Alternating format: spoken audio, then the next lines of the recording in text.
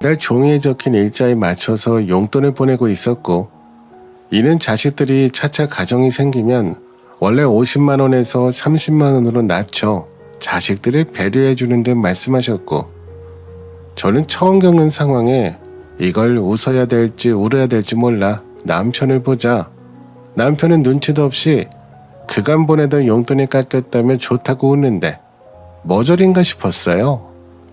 그렇게 야무지고 경제관념이 확실하던 남자는 어디로 가고 제 옆에는 반푼이만 남아있었어요. 솔직히 이걸 왜 드려야 되나 싶다가도 풍을 맞아 거동이 불편한 시아버지 얼굴을 보고 있자 하니 저희 부모님과 달리 생활이 많이 어렵겠다 싶었어요. 다행히도 저희는 아직 아이도 없고 친정 덕분에 빚도 없는 덕에 둘이 벌어들이기에는 크게 부담되는 돈이 아니어서 좋은 게 좋은 거지 싶은 마음으로 드리자 싶었죠. 결혼을 하면서 아무래도 저보다 경제관념이 투철한 남편에게 통장 관리를 맡겼기에 저는 남편에게 시댁에 돈 보낼 때 저희 친정에도 같은 금액을 용돈으로 보내라고 말했어요. 그러자 남편은 뭐하러 친정에도 보내냐며 묻더군요. 처음엔 저는 그의 의중을 알아차릴 수 없어 무슨 말인가 싶었어요. 남편은 친정 부모님은 경제활동도 하실 수 있고 매일매일 돈을 버시는데 굳이 보내드릴 필요가 있냐며 무엇보다 금액이 적어서 보내도 티도 안 날 것 같다며 보내고도 자신이 창피할 것 같다고 하더군요.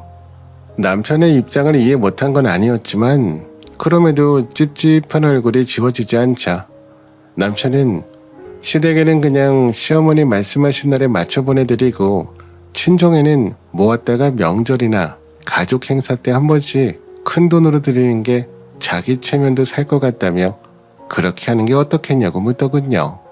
저는 남편이 영 술을 내지 않았다면 이번에야말로 돈 때문에 화가 치밀었겠지만 남편 입장을 들어보니 그럴 수도 있겠다 싶었고 결국 쪼개서 받냐 모아서 받냐 그 차이라 조삼모사라는 생각에 남편의 집안의 경제관리를 하니 친정에 드릴 돈은 빼두라고 하며 일단락했어요.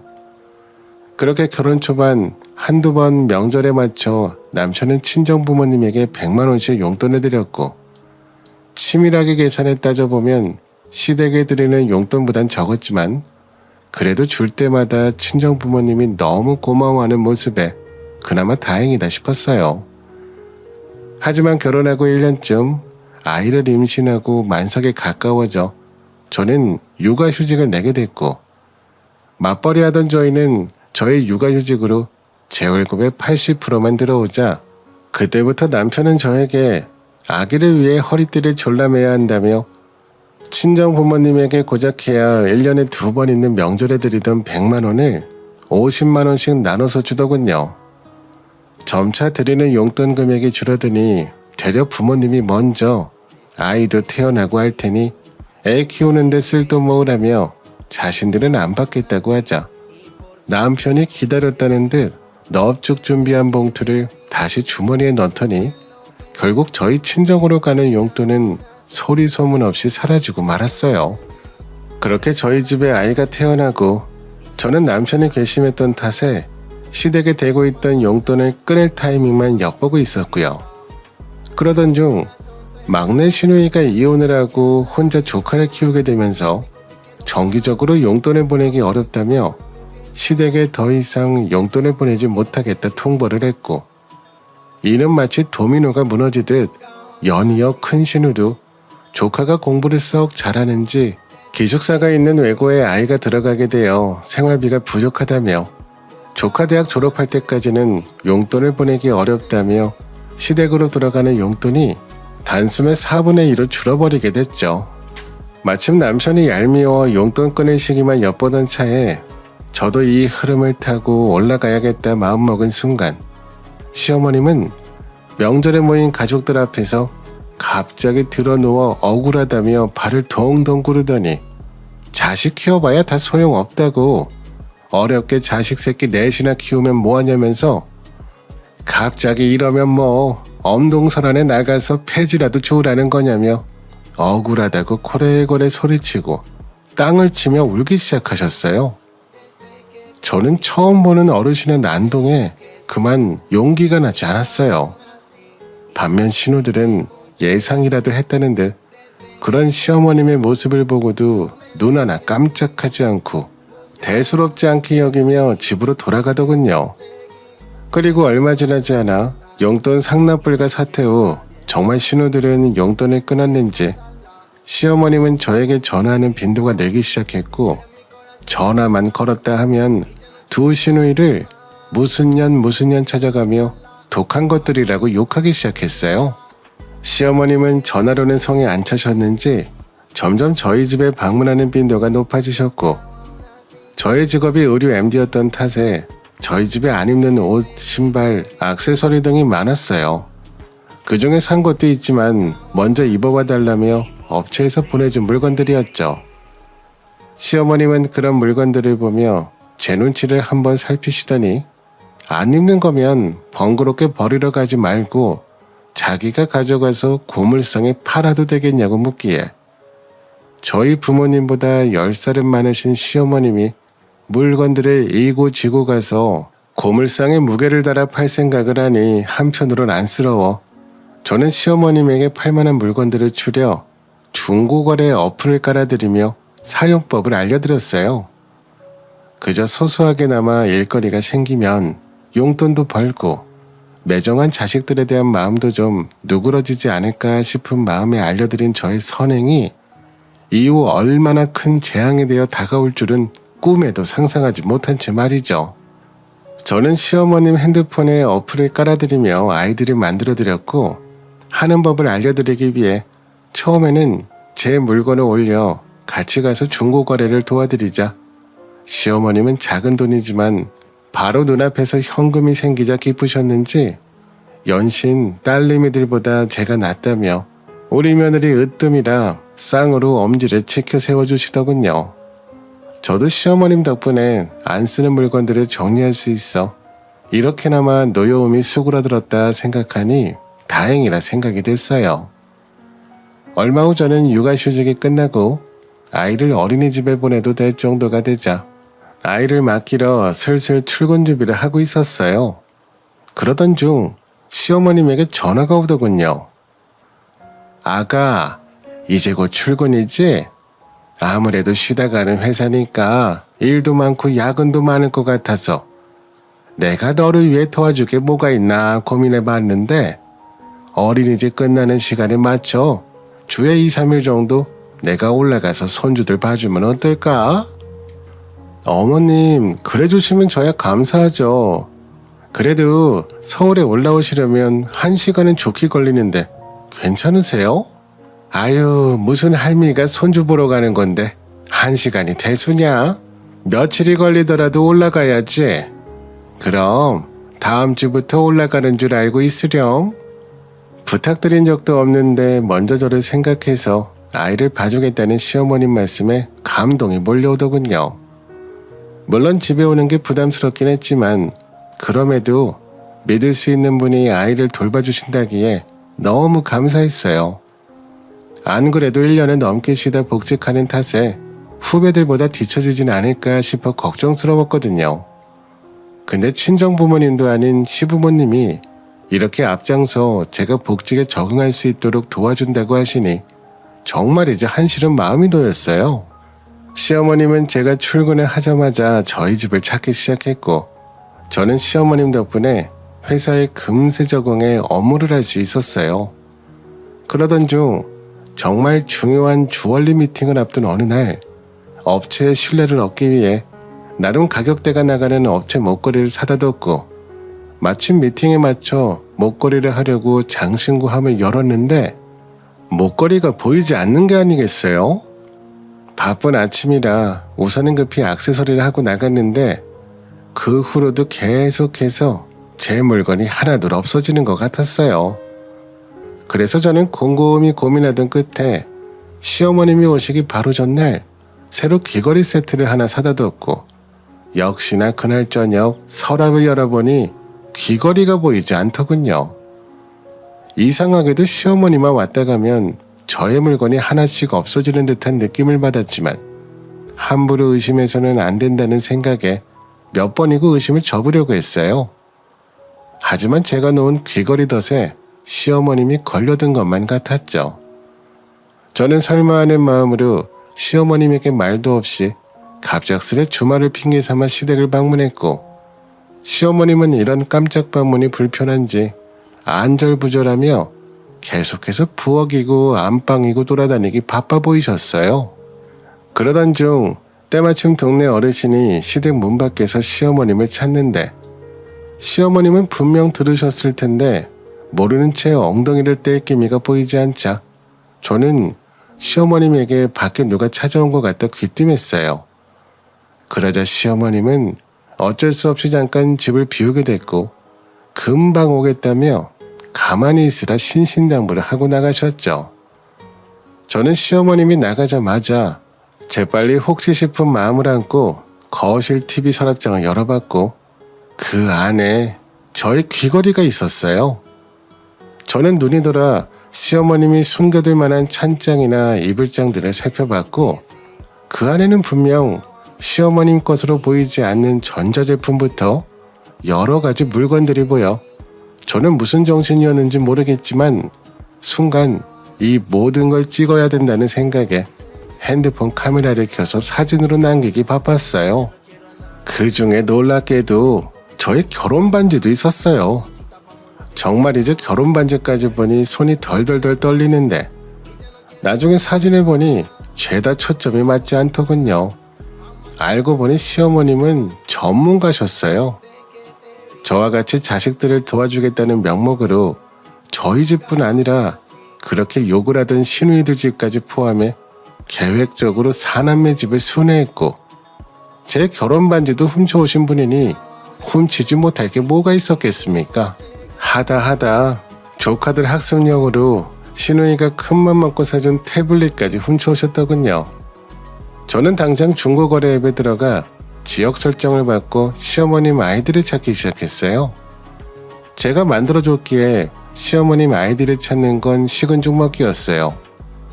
시어머님의 판매 목록에는 시어머님이 자식들 집을 순회하며 회수한 물건이 하나도 빠짐없이 올라와 있었고 저는 흥분한 나머지 이성을 잃고 남편의 다른 형제들에게 이 링크를 보내줬어요.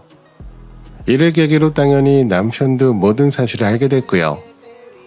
시어머님에게 역정을 낼 거라 생각했던과는 달리 남편은 저에게 와서 왜 엄마 치부를 들춰서 자식들에게 창피를 사게 하냐며 노발대발하는 게 아니겠어요?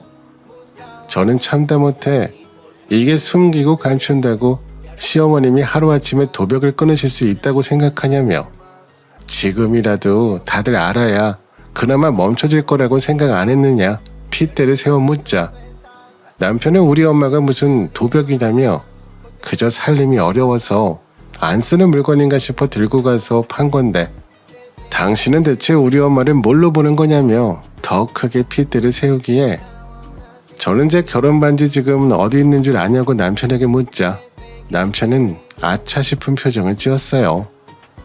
저는 멈추지 않고 시어머님이 하다 우리 결혼 반지까지 훔쳐서 파셨는데 결혼 반지까지 지금 내가 내어드렸어야 하는 거냐며 이걸 어떻게 보고만 있냐고 바늘도둑이 소도둑 된다고 하자 남편은 차마 결혼 반지까지 가져갔을 거라 예측하지 못했는지 그제서야 깨갱 입을 닫더군요.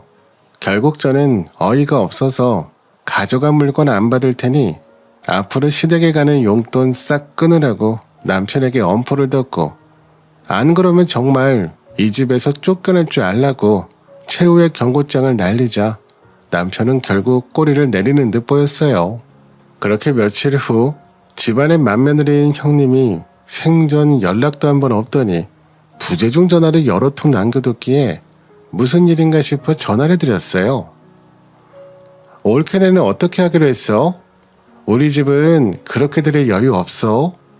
그러니 올케네가 어떻게 하기로 했던 마지막에 높여드린 돈만 드릴 거야. 그렇게 할 테니 알아둬.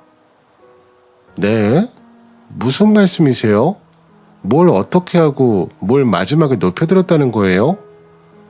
뭐야, 올케 서방님한테 아무것도 못 들었어? 아니 어디까지 알고 있는 거야? 서방님 진짜 큰일 날 사람이네. 아내한테 한마디 이런 방구도 없이 그저 제 마음대로 한 것 같은데 옳게 정신 좀 차려. 지지난달부터 아가씨도 용돈 끊겼다고 시어머니 용돈 올려드렸잖아. 그리고 이번에 돈 없다고 물건 훔친 거 안쓰럽다고 아들들이 부모님 책임지겠다고 용돈을 100만 원으로 올리겠다며 씩씩거리고 있는데 아무튼 우리 집은 안 된다고 못 박았으니까 그 집 일은 옳게가 알아서 서방님하고 잘 정리해. 참다 못한 형님이 저를 통해 옳게네도 그게 맞냐며 딱 잘라 자기네는 그 정도 못한다고 같이 낮추거나 아니면 저희 집만 그렇게 보내라고 딱 잘라 말하고자 전화를 걸었던 것이었고 그간 아무것도 몰랐던 저는 형님의 전화를 받고 결국 통장 들고 결혼기간 동안 시댁에 간 돈을 싹 정리해서 엑셀로 뽑아봤어요. 결혼생활 5년 동안 시댁 앞으로 용돈으로 나간 돈만 다 합쳐도 3천만 원이 넘었고 저희 집에 나간 돈이라고는 남편이 처음 친정에 생색 내려고 드린 용돈 몇 번이 전부더군요. 제가 이 사실을 남편에게 말하며 어떻게 된 일이냐고 묻자 남편은 처음에는 당황한 기색을 비추더니 이내 뻔뻔하게 당연히 아들이 돼서 부모님 책임지는 게 맞지 않냐며 따져들기 시작했어요.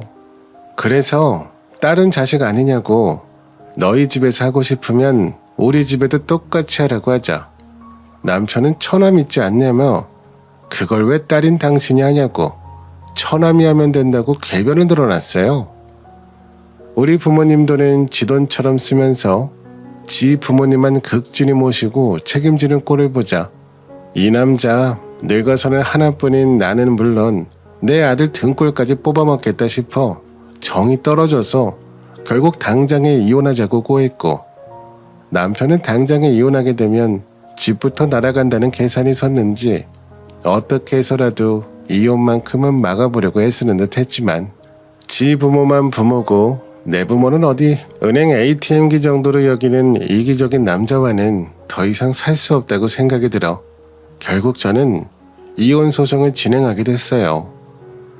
다행히도 가족들에게 보여주기 위해 찍어둔 사진과 중고거래 어플을 지우기만 하고 탈퇴하지 않은 덕분에 시어머님이 내답한 작물들까지 들먹여 결국 이혼에 승소하게 됐고 시어머님이 훔쳐간 물건들을 포함해서 남편이 우리 가정에 기여한 재산이 없다는 판결을 받아 위자료는 물론 승소를 하게 됐어요. 나눌 재산은 없더라고요. 몽땅 친정에서 해준 것이었으니까요. 이런 아빠를 만들어준 게 미안했던 저는 당연히 아들의 양육권까지 모두 가지고 왔고 저에게 매달 양육비까지 내야 되는 남편은 결국 이혼하고 시댁에 들어가며 어떻게든 지출을 줄여보려는 듯 보였어요. 마치 연애할 적처럼 아주 알뜰살뜰하게 말이죠. 결국 학교도 시댁 근처로 옮겨 어떻게 해서라도 한 푼이라도 아껴보려고 머리를 굴려본 들어간 시댁에는 누구보다 셈이 밝은 저의 엑스 시어머님이 계셨고 시어머님은 자신 때문에 이혼하고 온 남편을 아랑곳하지 않고 시세를 따져가며 생활비로 매달 몇백씩 내라고 하셨다죠. 남편 한 푼이라도 아끼려 보려다 시댁의 생활비에 아이 양육비로 교사 월급에 남는 거 없이 탈탈 털리고 있다고 하더군요. 다행히도 저는 아이와 함께 부모님 곁으로 돌아가 부모님이 읽어둔 특수작품 농업을 배우며 나름 농가의 후계자 수업을 받고 있어요.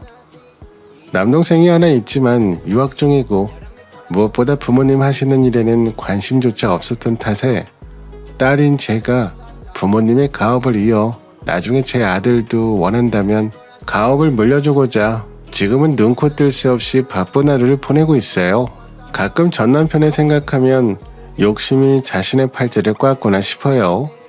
솔직히 가만히만 있었으면 저희 친정의 후계자가 되어 넝꿀째 사업을 이어받았을 텐데 말이죠. 물론 그렇다고 그에게 미련이 남았거나 한 건 절대 아니에요. 단지 욕심이 지나치면 어떻게 되는지 남들이 노력하여 얻은 것을 공짜로 얻으려 하는 일명 거지 근성이 결국 어떤 파국을 맞이하는지 제 눈으로 똑똑히 봤기에 나 또한 누군가에게 피해를 주는 사람이 아닌지 늘 주의하게 된 하나의 계기가 됐죠. 그리고 무엇보다 결혼할 때 어른들이 그러시잖아요. 살아온 환경이 비슷한 사람을 만나 가족이 돼야 된다고, 집안 수준을 봐야 된다고요. 그게 서로를 이해하기 좋다고 귀에 딱지가 않도록 말해주셨지만 제가 겪기 전까지는 정말 와닿지 않았어요. 마치 사랑이 아닌 조건으로 결혼에 재단하는 것만 같았죠. 하지만 제가 직접 몸소 겪어보니 역시나 어른들 말은 틀린 게 하나 없다는 생각이 들더군요. 지금 혹시 저의 사연을 듣고 있는 예랑이, 예신이, 아니 연인들이 있다면 결혼을 바라보기 전에 서로가 얼마나 서로를 잘 이해할 수 있을지 부디 진지하게 고민해 보시길 바라며 저의 이야기는 이만 마치도록 하겠습니다. 다들 선선한 가을바람에 설레서 함부로 사랑하지 마시고 진정한 사랑을 하길 바라겠습니다.